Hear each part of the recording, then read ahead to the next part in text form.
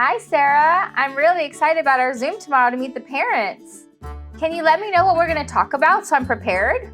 Absolutely. So I know it's scary and you're going to be very, very nervous, and then intended parents are nervous too. So don't worry about it. So you're going to have your link. They're going to have their link. You guys are going to log in. We're going to have a host from our clinic to make sure that we can guide the conversation. I'm going to open it up with you, give you a chance to talk about yourself. You can say whatever's on your profile, or you can give them something that's not on your profile, maybe something that you just want them to know that, is unique to you. I'm going to also let them talk about themselves for you to feel that as well. Okay. I'm going to ask about your support system. Do you have your mom, your brother, your cousin? Who's going to be helping you out during your journey, not just physically, but emotionally as well. We want to make sure that you have a good support system, even if it's just your best friend. What do you do for work? Have you spoken to your work about the process that you want to go through? Are they supportive? Are they going to give you time off that you need to go to doctor's appointments? I'm also going to be asking about communication. Like, what is your best form of communication?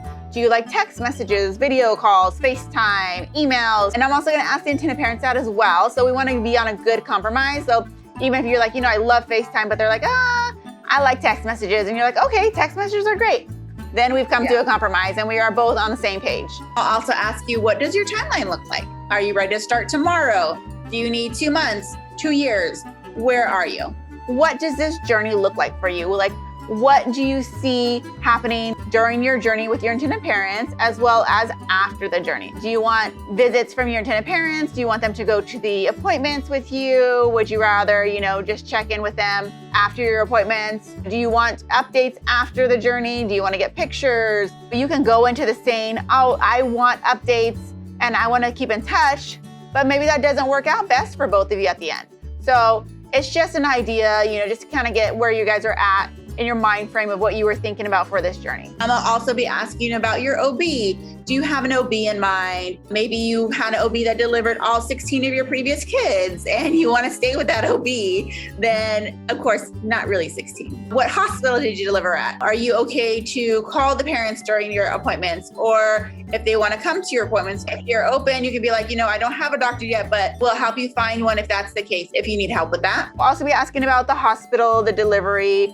Are you open to the intended parents coming into the room? Is this something that they want as well? Again, let's say you say, yes, I'm happy to have them in the room with me. And during delivery, you're just having a moment where you need peace and quiet and you don't want anyone there. That's absolutely okay as well. We can just bring them in once you're ready to push. And of course, we do respect your privacy. We'll also talk about, let's say you have to have a C-section and you get your own personal support person. That is number one. If the hospital does allow more than one person, are you okay with the intended parent coming in? I'll also be asking about breast milk. Are you willing to pump? Did you have a good milk flow? If you say, yes, I'm happy to pump, and you try to pump and it just doesn't work, no pressure. You try, that's all we can ask of you.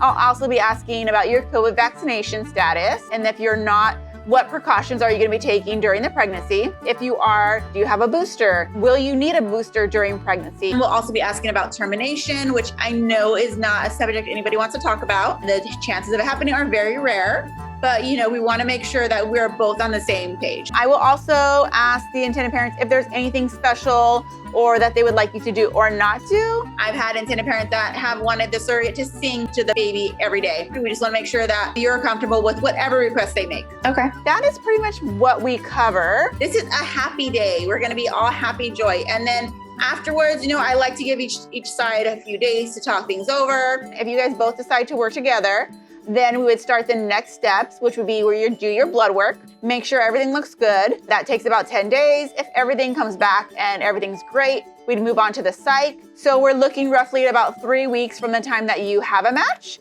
to the time we can start legal. Well, thanks for answering my question, Sarah. I'm really excited for tomorrow.